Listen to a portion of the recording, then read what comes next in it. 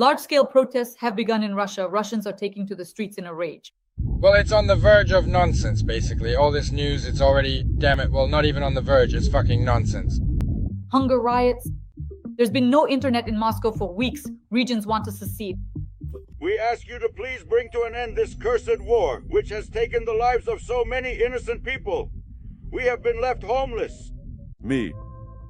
The Russians left me without a home. The Russians burned down my house. I'm just facing this for the first time. I'm just having a panic attack. Are they really cutting us all off from the global internet? I beg you, don't do this. Guys, what the hell is this?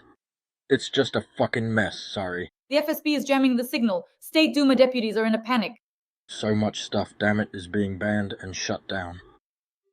Damn, when will this Roskomnadzor finally get screwed?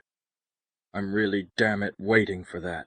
Shops have closed down, basically. I'm walking along Nevsky. There was a coffee shop, it's closed. In Moscow, the network and internet have also been cut off now.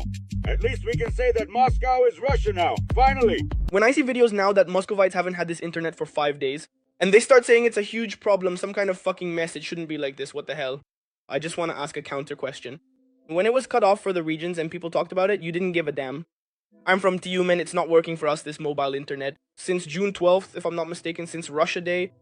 Panic is starting in Russia. Regions are openly speaking of discontent. There's talk that the country might start falling apart at the seams. In Moscow, mobile internet has been jammed for over a week. The signal is gone even in the State Duma building. MTS, Beeline, Megaphone, and Wi-Fi are not working. Deputies in a panic are suggesting setting up phone booths with internet.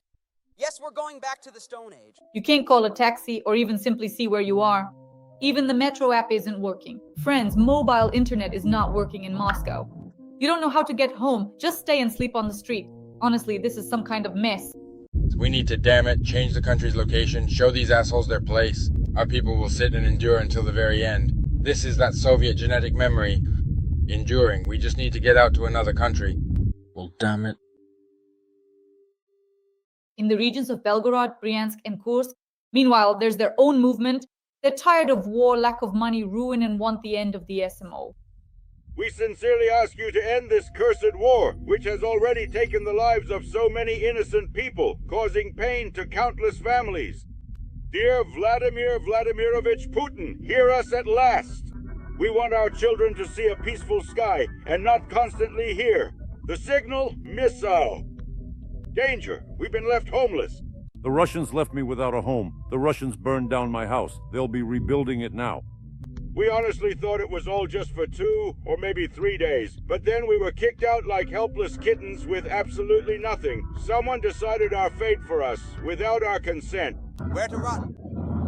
Russians are burning Russians, killing them, damn it. This is wrong. I can't take it anymore. I can't take it anymore, you see? I just can't. I can't do this anymore. Can't do this anymore. Where are my children now? Oh my God. Can't anyone help us? Urgent. A riot against the Kremlin on Red Square. Kursk residents have declared a riot against the Kremlin and Putin. We ran out of there in just our underwear. But today they gave Abkhazia $5,200,000,000 just like that. Tell me, please, if they take it from them and don't give it to you, will you feel better? Russians burned my house. Russians are burning Russians, killing them. It's wrong. Now let Putin rebuild my house for me. Sudzha residents are furious, accusing Putin and the soldiers of the world's second army of oppressing Russian speakers. That's how it is. Putin will be rebuilding our house. My son has a house in Bolsha Soldatskoye, in the village of Pervomaiskoye. A Baba Yaga dropped a shell there. Fire. The house is damaged. My son has 4 children. I state responsibly, we have the best air defense in the world, and no one has better air defense than ours. They hit it after all, didn't they? And the fact that sometimes a drone actually flies somewhere far away, deep enough into an area, is, on the one hand, even good, because it can provide valuable information or insights that might not be possible to obtain otherwise. Because we gain experience in repelling massive rates. I wanted to hear what will happen to our land. Will the land remain ours? We need to determine who to help, because when they say give to everyone, it's unfair. For some, excuse me, the pearls are small, while for others the soup is thin. But I'm not a magician. In the end, we were left homeless. A shocking admission from the residents of Sudzha. They went to a spontaneous protest on Red Square in Kursk, demanding housing certificates and compensation. We ran out of there in just our underwear. Kinstein came out to them, stating that gathering in groups of more than 50 people in one place is prohibited under the CTO regime. I really wanted to see you so much. Kind drones visited 2 Russian regions with oil depots and enterprises under attack. Oh, come on. Is this the first time in your life you've seen drones? Fun. Russian bloggers and politicians on Solovyov's show are shouting that they have the best air defense. I state responsibly, we have the best air defense in the world, and no one has better air defense than ours. Friends, like this video, subscribe to my YouTube channel Dasha Shaslivaya, and in the comments, write a few warm words in support of Ukraine. We are starting this block. Glory to the armed forces of Ukraine, friends. I'm Dasha Shaslivaya. We work for the Russian-speaking audience worldwide so they know the truth about Russian aggression and Russia's war against Ukraine. So stay with us, stay on the bright side. Sudzha residents went to a spontaneous protest on Red Square in Kursk, demanding housing certificates and compensation. Kinstein came out to them, stating that gatherings of more than 50 people in one place are prohibited under the counter-terrorism regime.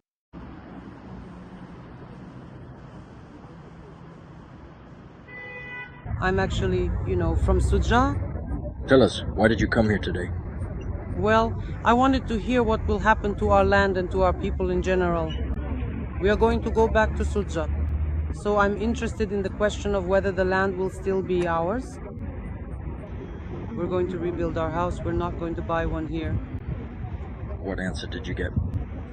Well, I have 2 houses on 1 plot of land, so I was asking if they would give us 2 certificates, or if we can take one and let one stay there so that the land remains ours. Well, our governor promised that certificates would be given. We're even a foster family, so they should give us 2 certificates.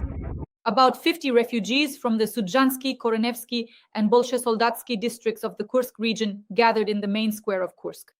Later, the acting deputy chairman of the government, Evgeny Lobov, and acting governor Alexander Kinstein approached the residents.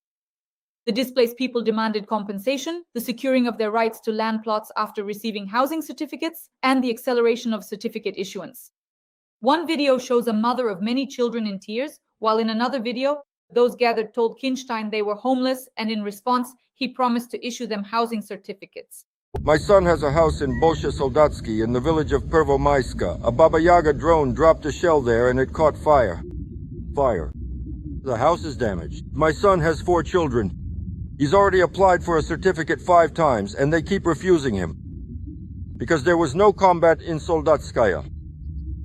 And I have 2 houses in Sudzha. I want to take a certificate for 1 house. But they tell me, we won't give it for 1, only for 2, and to hand over the documents for the land. Tell me, please, if they take it from them and don't give it to you, will it make you feel better? No, wait, you say they were given it. Will it personally make you feel better if it's taken from them? Then why are you talking about it? This was decided, unfortunately, before my time. Allow me to ask specific questions for everyone in need. Dear comrade. I am trying to answer the people's questions. We're talking to people, not you. Vladimir Vladimirovich Putin allocated 101 billion to the Kursk region, right? That's money for the certificates. Listen, that money is only for the certificates. Just a minute. It's not this money. Listen, but that was our money, right? We escaped from there with nothing but the clothes on our backs. And today or yesterday, they allocated 5,200 million to Abkhazia, just like that. What funds was all this allocated from? So people live there in Abkhazia? Tell me, please. We're not blaming you, we're asking you. Well, I can't answer you about Abkhazia. I don't work there, I work in the Kursk region. Earlier, Roskomnadzor blocked a social media page for refugees from Sudzha on Vkontakte, where they announced a protest over housing issues. One user called on residents of the Sudzha and other districts of the Kursk region to take a walk on Red Square and even shout. The post was blocked after 3 days at the request of Roskomnadzor and later the group itself. Note this, dear Vladimir Vladimirovich, we're asking you, we're begging you, dear Kinstein, we're asking you, we're begging you, can we ask a question, give us a voice. These are their key points. They're slaves, they've come to beg. And then together with the people, we must decide who to help. Because when they say, give to everyone, it's unfair. Because for some, the pearls are too small, while for others, the soup is too thin. So some really did, as you say, run out in just their while others, excuse me, still have some business or wealthy children. Where are these wealthy ones? We just came to ask you. But you know, I'm not really a magician. Well, an illusionist, actually. You came to ask, but I'm not a magician, said Kinstein. We came to beg you. Notice how one region is given everything. This is what the Russian Federation is today.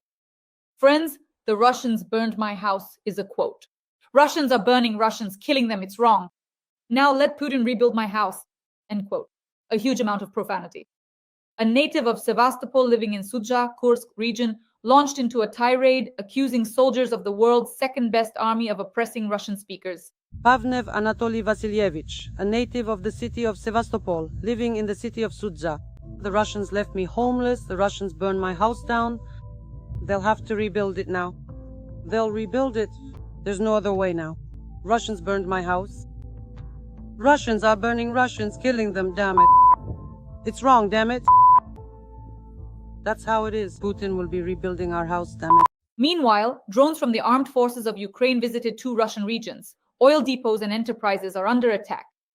As residents of the Tula region report, the explosions began around 1:30 in the morning, and more than 10 were heard in total. After that, a fiery glow and smoke appeared, Russian media reports. Also, the General Staff of the Armed Forces of Ukraine confirms a strike on the occupier's oil depot in Lyudinovo, Kaluga region. It's part of joint stock company Kaluga Nefteprodukt and serves as a logistics center supplying units of the Russian armed forces fighting against Ukraine.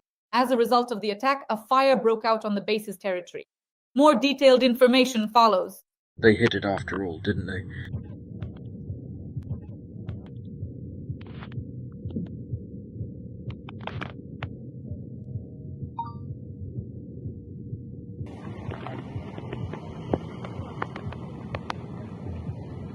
The relay of burning oil depots is taken up by the oil depot in Lyudinovo, Kaluga region.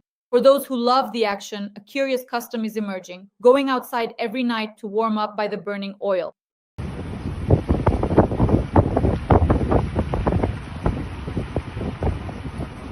A drone right behind our hangar. 2:28, the time.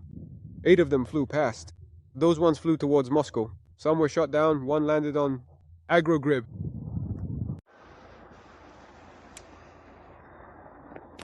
Drones attacked an oil depot in the Uzlovsky district of the Tula region. Locals heard at least 10 explosions. A fire broke out after that. Also, after a drone attack, a fire broke out at an industrial plant in the Kaluga region. The latest video. There are no casualties. The Ministry of Murder of the Russian Federation stated that they allegedly destroyed 50 Ukrainian drones, 18 over the Bryansk region, 11 over Kursk, 7 over Kaluga, 5 over Tula, then over Belgorod, and several over Voronezh. The Smolensk region was not included in the Ministry of Murder's report.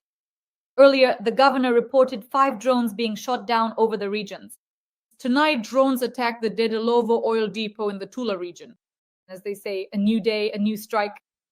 The trend continues. A drone is flying somewhere.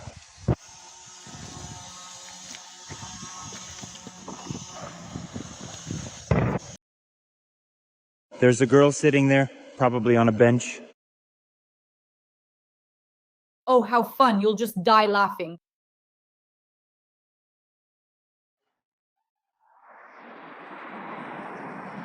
Well, it's the first time you've seen drones in your life. Fun? Well, that's it.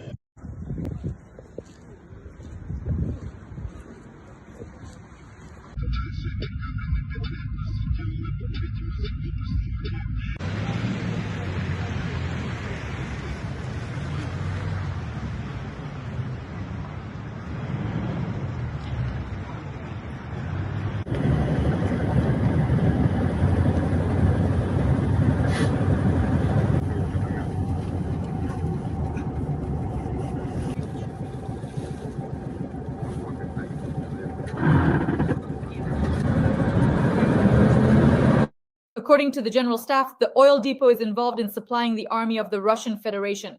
The consequences of the attack are being clarified. Also, our drones hit the Nebo radar station in the temporarily occupied Kherson region. And the missile forces roasted a Buk M3 and a radar station in the temporarily occupied territory of Donbass.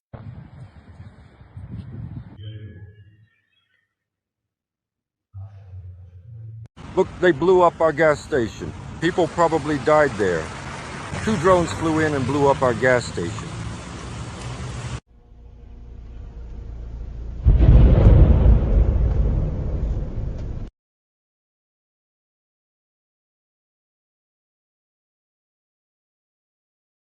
Looking at all this, Russian Kremlin propagandists on Russian propaganda, on channels and programs, they're sure that they have the best air defense in Russia. I state responsibly, we have the best air defense in the world, and no one has better air defense than ours. It doesn't exist today. And the fact that sometimes a drone flies somewhere quite deep on the one hand is even good, because we gain experience in repelling massive raids. Facepalm, I mean seriously, just facepalm. What else can you even say? A drone and a cruise missile such as these, of any basing type. And do you know why Russian propagandists say all this? Because in Russia, freedom of speech already ended. It died decades ago. But Putin, decades ago, well, at least 20 years ago, said that the most important thing in Russia, in Mordor, in a country of murderers and war criminals, is freedom of speech and democracy. Words that do not exist for Russia today. I am truly convinced that we can have absolutely no real development and the country will have no real future if we suppress civil liberties and the press.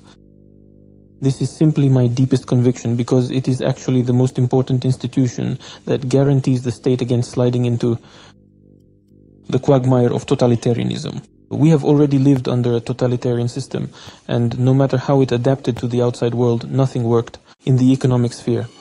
And what happened to this progressive liberal politician? Did he get offended that in such a country others can claim the presidential seat? And he changed his mind. And here's what Russians who have lived in the United States of America for decades say, bad-mouthing the USA. So why do you all live in it? Why don't you return to your mother Russia, to your concentration camp? What do you like about this country? I don't like absolutely anything. That it's not the same America as when we arrived. It's more like the Soviet Union now. There's no freedom of speech.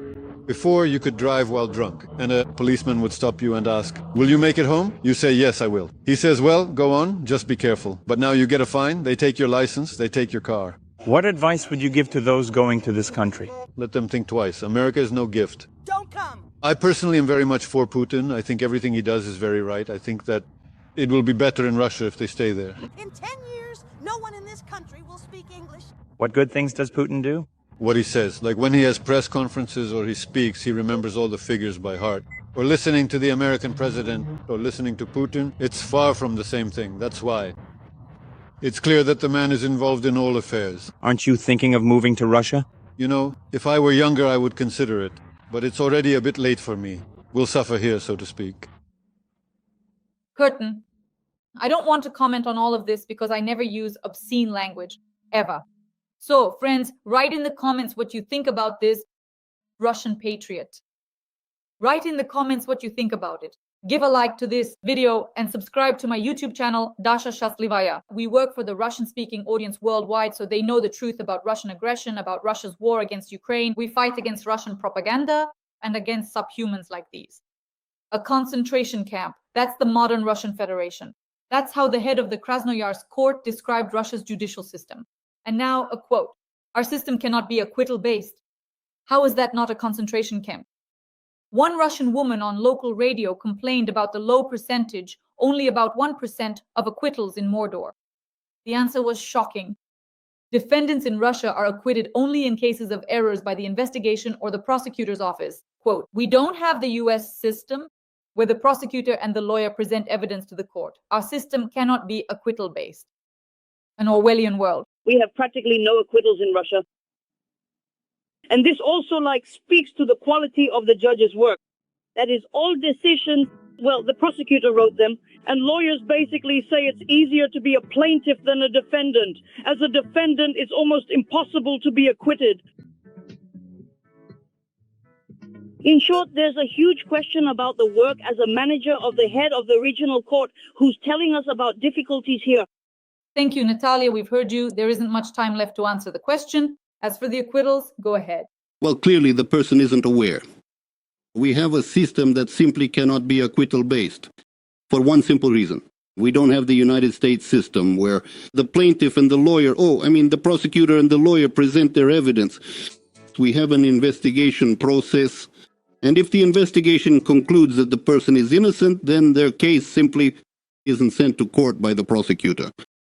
This doesn't exist anywhere else, but we have it.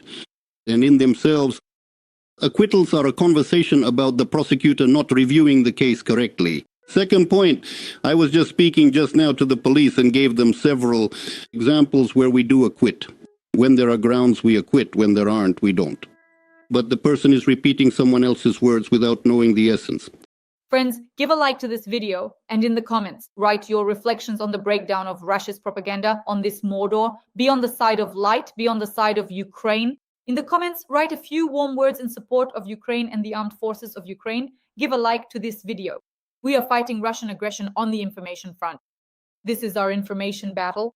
We are fighting Russian propaganda, fighting Russia. And our mission is to ensure that as many people as possible worldwide are on the side of Ukraine, on the side of the armed forces of Ukraine, on the side of good and light. So every like, every comment, every subscription, and every notification bell helps ensure that this video is seen by as many people as possible all around the world. Friends, Ukraine will surely be victorious. Glory and honor to the brave armed forces of Ukraine with respect.